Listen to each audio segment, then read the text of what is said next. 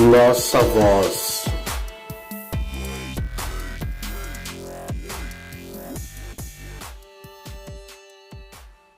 Existem momentos em que nós precisamos tomar decisões ou somos forçados, obrigados a tomar decisões em que nós não gostaríamos de tomar. São decisões extremamente difíceis que nos causam dor, sofrimento, perdas, prejuízos inimagináveis, irrecuperáveis, mas infelizmente isso se faz necessário diante daquilo que nos é imposto. É como está hoje o primeiro-ministro de Israel, Benjamin Netanyahu, com relação ao que o seu país sofreu desde o início do mês, com os ataques inferidos a eles por um grupo terrorista, pelo Hamas. Grupo este que hoje controla a faixa de Gaza, tem um controle sobre a faixa de Gaza. Esse controle é um controle autoritário. Eles impõem ali, um governo autoritário, um governo de terror sobre também os moradores que vivem na faixa de Gaza, que são os palestinos que ocupam ali a região. E impõe também esse terror sobre Israel, como foi aí esse último ataque que eles realizaram a Israel, e que foi um massacre com uma quantidade de vítimas do povo judeu aí que não se via desde o Holocausto. Então, para a gente ter aí uma magnitude do que foi esse ataque, são contabilizados aí em torno de 1.500 vítimas aproximadamente. Nesse momento, Israel não tem outra alternativa a não ser tomar essa ação, de ter declarado guerra ao Hamas, a esse grupo terrorista, e de invadir a faixa de Gaza. Já houve aí alguns bombardeios na faixa de Gaza, e agora eles estão aí num processo de incursão terrestre, com tropas, que vai ser algo também completamente complicado, difícil, mas que será necessário, infelizmente. Por que eu decidi falar a respeito? Então, é sobre isso que você vai entender. Seja bem-vindo mais uma vez ao canal. Vamos seguir com esse vídeo.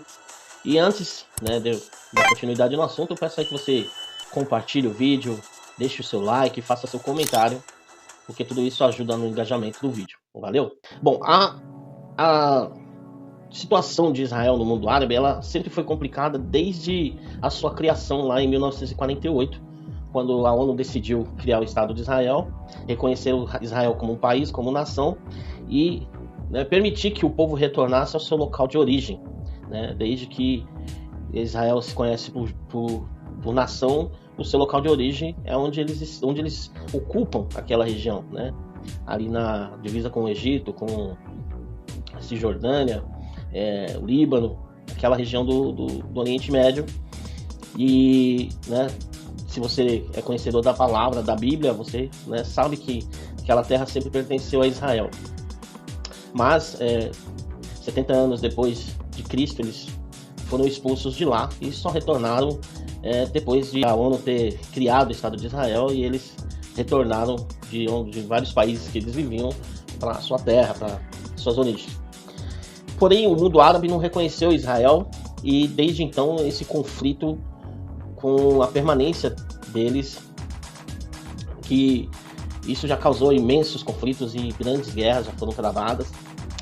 E algo que é necessário que se diga, é que em todas elas Israel ele reage, Israel não começa os ataques, mas ele contra-ataca. Ele sempre contra-ataca. Ou quando ele iniciou o ataque, ele já estava cercado, já estava na iminência de ser atacado. Então, para não sofrer primeiro o ataque, ele acabou atacando primeiro. Mas na grande maioria das vezes ele é atacado e ele reage, ele faz os contra-ataques. Então, algumas coisas que são ditas aí que precisam ser esclarecidas, porque é uma questão que é um conflito que envolve apenas os palestinos e o povo judeu, mas é um assunto que tomou o mundo, está em todas as redes sociais, em todas as plataformas, e é preciso que algumas coisas sejam ditas, porque também algumas coisas que não são verdadeiras também estão sendo ditas. A nossa posição do PCO, é 1000% com o Hamas. 1000%. não é 100, não é 200, não é 300, é 1000%. Nós aqui não vamos aceitar nenhum tipo de hipocrisia política, né, cujo único resultado vai ser um novo massacre e a continuidade do esmagamento permanente da população palestina.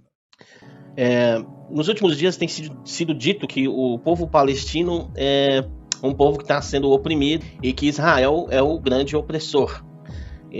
Por quê? Por que essa narrativa surge, né, nesses momentos e por que eles acusam Israel de ser um opressor, né? Obviamente que isso é levantado aí pelos pensadores, pela mídia do espectro da esquerda, né, que tem esse linear, né, de visão completamente distorcido e acabam aí criando narrativas que não têm fundamento, né? E aí eu vou explicar por que não tem fundamento, tá? Eles acusam Israel de ser opressor, primeiro porque Israel é um país bem sucedido, é um país rico. Desde a sua fundação, desde a sua criação, Israel cresceu, prosperou.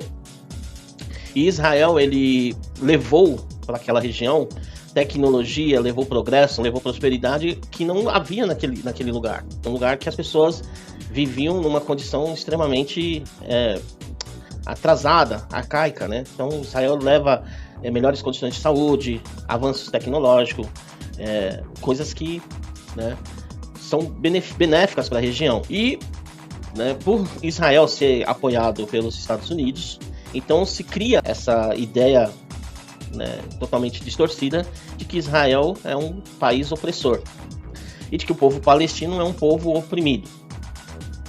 Bom, só para a gente ter uma noção da verdade, a população de Israel hoje ela está em torno de 10 milhões de habitantes, só que o povo judeu, né, que vive na região é bem inferior ao que eles eram antes da Segunda Guerra Mundial, né? Que antes da Segunda Guerra Mundial haviam aproximadamente 18 milhões de judeus. Mas desses 10 milhões de habitantes que tem Israel, existem povos muçulmanos, existem povos de outras origens que convivem lá.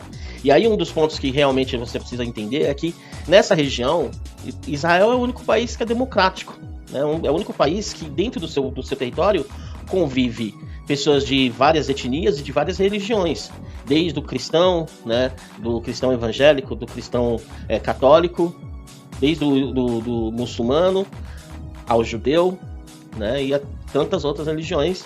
E é um país onde, né, existe liberdade, onde as pessoas têm liberdade para fazer, né, como ela bem quiser da sua vida.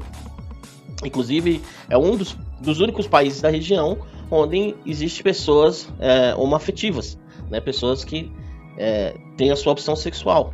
E isso lá é respeitado, o que não acontece, né, no Irã, o que não acontece no Líbano, o que não acontece na Arábia Saudita, e na grande maioria dos países muçulmanos que, né, existem leis aí que proíbem esse tipo de comportamento.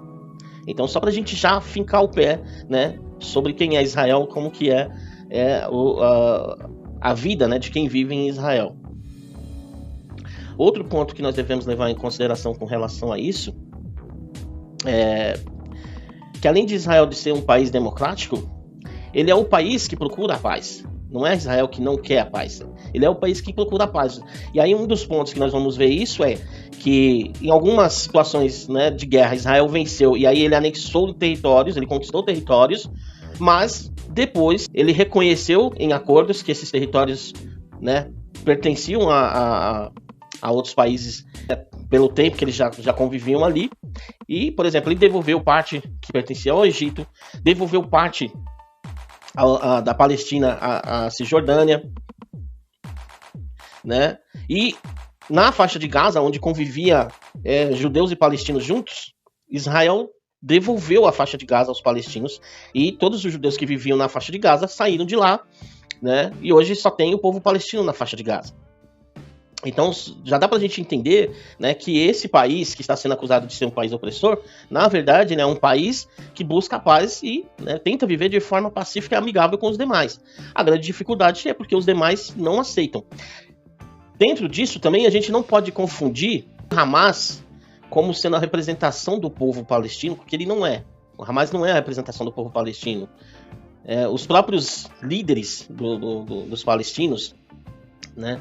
Aqueles que representam o povo palestino não reconhecem o Hamas como seu representante, né? O Hamas é um grupo terrorista, é isso que tem que ficar bem claro. O que a mídia não coloca de forma clara, né? A mídia ela tem negado o fato de que Hamas é um grupo terrorista e que o Hamas não representa o palestino, muito menos a causa palestina, assim como a mídia tenta colocar aí para todos nós como sendo representante da causa palestina. Eles não são. Na verdade, o Hamas se representa somente a eles mesmos, e o Hamas ele tem definido 2 objetivos claríssimos. O primeiro é a aniquilação do povo judeu, né? Ou seja, exterminar todo o povo judeu. Eles não aceitam o povo judeu naquela região, né? Ou seja, o fim de Israel.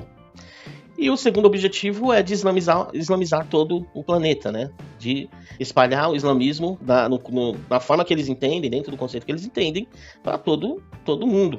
O que é inconcebível. No entanto, o que acontece, né? O Hamas está cumprindo aí, talvez, com um objetivo que não seja só dele, né?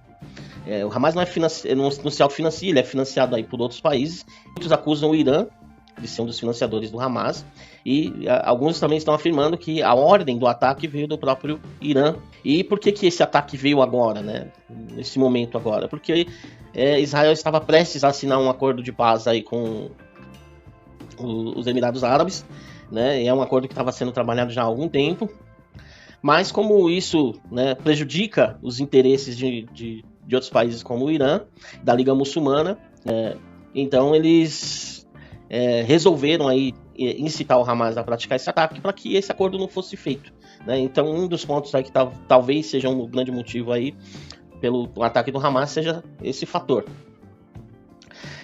Mas e essa relação que Israel tem tido com o povo palestino e a faixa de Gaza? Primeiramente, houve as tentativas de manter a paz, né? Israel tentou estabelecer comércio, né, com as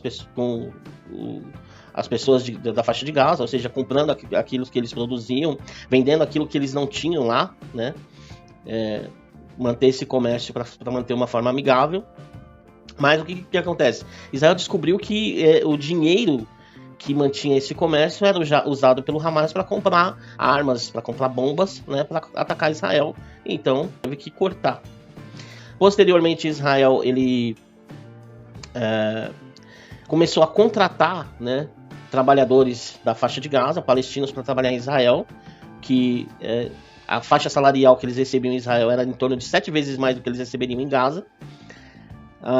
Porém, novamente veio a mesma situação, né? As pessoas vinham trabalhar em Israel e muitas vezes eles acabavam trazendo armas, trazendo artifícios aí de guerra, né, para os ativistas do Hamas para atacar em Israel, né? E por último, né, última tentativa, Israel tentou fazer com que fábricas fossem instaladas na faixa de Gaza, para que houvesse aí também uma forma de ajudar as pessoas naquela região, né? Mas em todos os casos, tudo que era mantido era usado, né, contra o próprio Israel, né? Então todas essas 3 tentativas foram frustradas. Por quê? Porque infelizmente esse grupo Hamas, né, que toma conta da faixa de Gaza desde 2006, né, que ganharam uma eleição, mas que depois eles se apossaram do poder, né, e hoje eles são uma ditadura na faixa de Gaza. A partir de então eles usam todos os recursos para atacar Israel, porque, né, infelizmente eles vivem aí essa ideologia radical, esse pensamento, né, de que Israel não deve existir ali naquela região. Então você vê que é uma situação completamente impossível, né, de conviver numa condição dessa. Agora, dentro de tudo isso que eu já comentei, o que nos chama a atenção é justamente o quê? Primeiramente, essa militância jornalística que não reconhece, né? Não reconhece o Hamas como um grupo terrorista e reconhece o Hamas aí como sendo um representante dos palestinos, que de fato não é, né? E segundo, né, alguns políticos, alguns grupos políticos de espectro de esquerda, que, né, vem a público aí fazendo manifestações de apoio ao Hamas, em luta pela causa da Palestina, o que também eu já disse que não é verdade, não procede.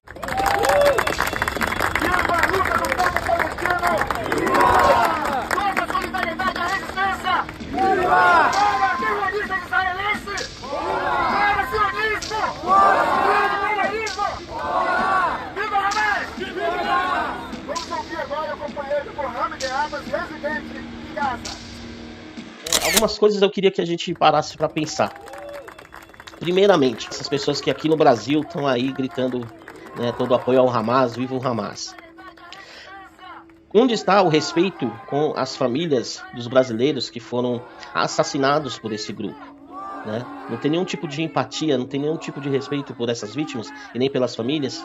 Não existe sequer aí um mínimo de bom senso, né, de entender que essa ação do Hamas ela foi uma ação completamente monstruosa, né, por tudo que eles fizeram, por todos os assassinatos que eles cometeram, né, principalmente com crianças, né, crianças que foram decapitadas, degoladas, mulheres que foram violentadas, jovens que foram assassinados covardemente, né, pessoas que não tinham sequer como se defender. Nada disso importa, né, tudo que importa aí é só a ideologia.